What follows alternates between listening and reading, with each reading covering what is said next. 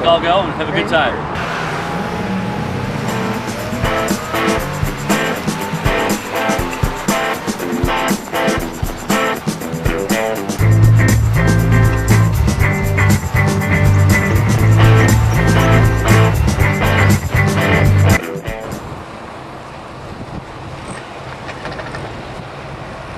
When we come to the next stop, we're going to be discussing some of the history of the racing on Mulholland, which is around a few corners. We're going to be stopping at Skyline Drive, which is the formal end of the race course.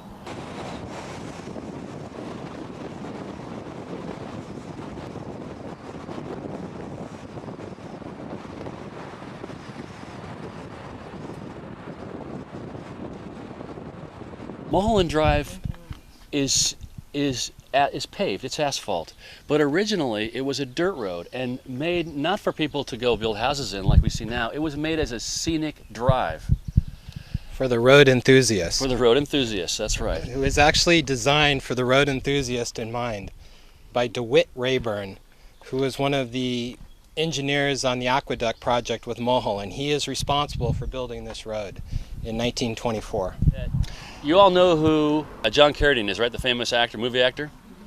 And it was John Carradine and Gary Cooper. They would finish their work at the studio, Paramount, and when they're done at the end of the day, they would want to work on their Duesenbergs, because the fastest car of the day was a Duesenberg. And Duesenbergs had special tools. It wasn't like a regular wrenches and stuff like we have for the cars today. They had Duesenberg tools, and there was a shop across the street that had those tools. And so those two gentlemen, famous movie stars, would go and wrench on their Duesenbergs, and when they were done, where would they go? Mulholland Drive, to race their Duesenbergs. And this is sometime in the 40s. This is one of the first accounts we have of people racing on Mulholland.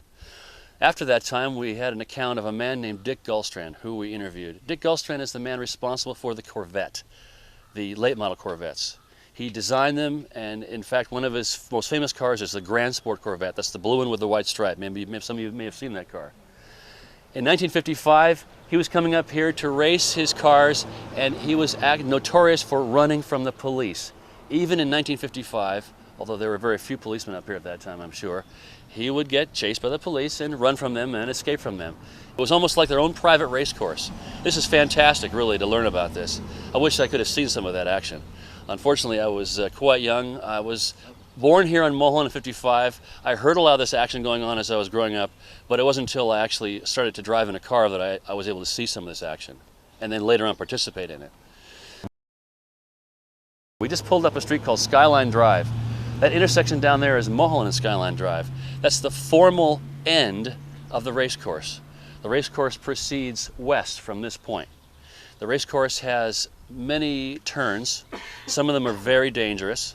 The turns are named by the people who've raced up here over the years.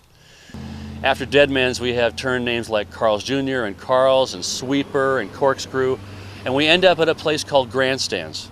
Grandstands is a later name for what was originally called the pits. It was called the pits because in the 60s, people would bring, and 70s, people would bring their SCCA and IMSA race cars on trailers to Mulholland, to race on Mulholland. So if they couldn't make it, we didn't have Willow Springs then, and you couldn't go to Riverside International Raceway just when you wanted to.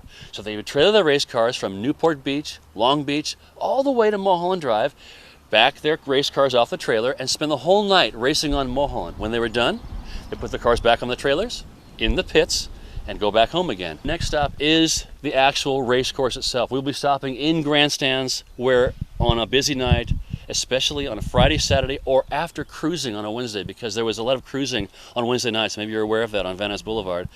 What would happen is something else interesting. The racers had printed up these little business cards saying, racing dusk till dawn, this card had missed one, and they would hand these cards out to poor unsuspecting people on Van Ness Boulevard to goad them into coming up to Mulholland. And of course, without knowing the road, the racers would sucker them into, sharp turns. And one of them, a friend of mine, actually, Bart, he had a tow truck, and he would race his tow truck. And he would goad these people into crashing over the cliff down Mulholland, and then he'd charge them $40 to pull them back out again. Funny story. So again, be careful when we stop at Grandstands. We'll pull over to the right, very close.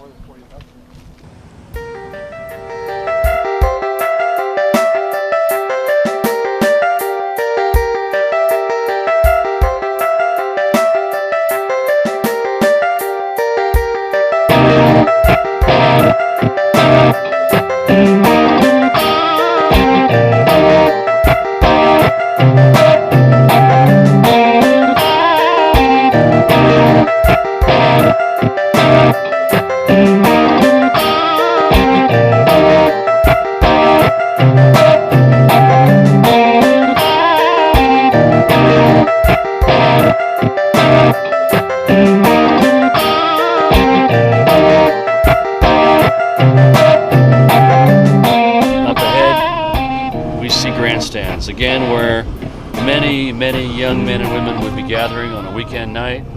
Up to 60 or 70 people here with their cars parked on the right and on the left here.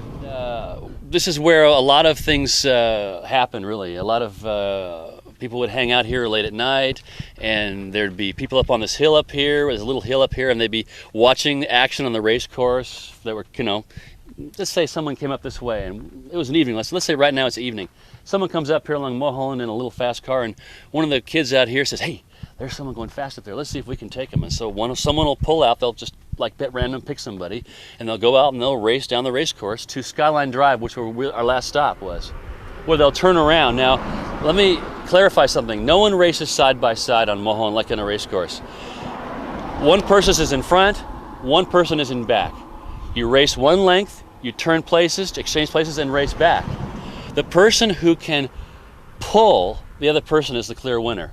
So in other words, if I'm here and I'm in, let's say, a Volkswagen Beetle, and there's someone in a Corvette, well, if I'm on the Corvette's tail the whole way down, but I can pull him on the way back, then I'm the winner. Of course, that wouldn't happen with a Volkswagen and a Corvette. But that's how we competed on Mulholland. This is the formal place where everyone congregated. Back up here at Beaumont Drive below that water tower, that's another place where people would congregate. When they would have these huge busts, the police would come and they would close off Mulholland, and they would come in here and just sweep the whole place, arrest everybody, maybe 50 people, and impound everyone's car. And normally they would let everyone go, and it was kind of a scare tactic. However, there were groups that congregated here during different periods. There was a group called the CRE, the Clandestine Racing Enterprises. There was the MRA, the Mulholland Racing Association. There was the ACR, the Associated Canyon Racers.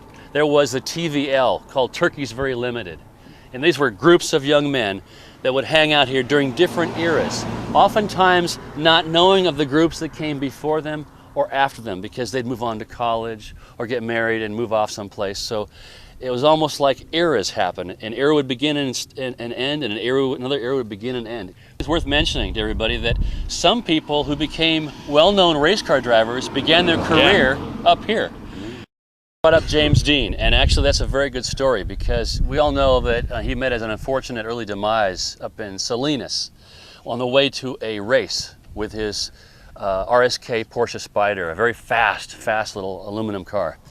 Before he went on that race and met his early demise, he spent 1,000 miles on Mulholland, racing Mulholland in a Porsche Speedster. So he would kind of be ready for the race. He wanted to kind of prep himself, and there really wasn't a good place in Los Angeles to go do that, except for where?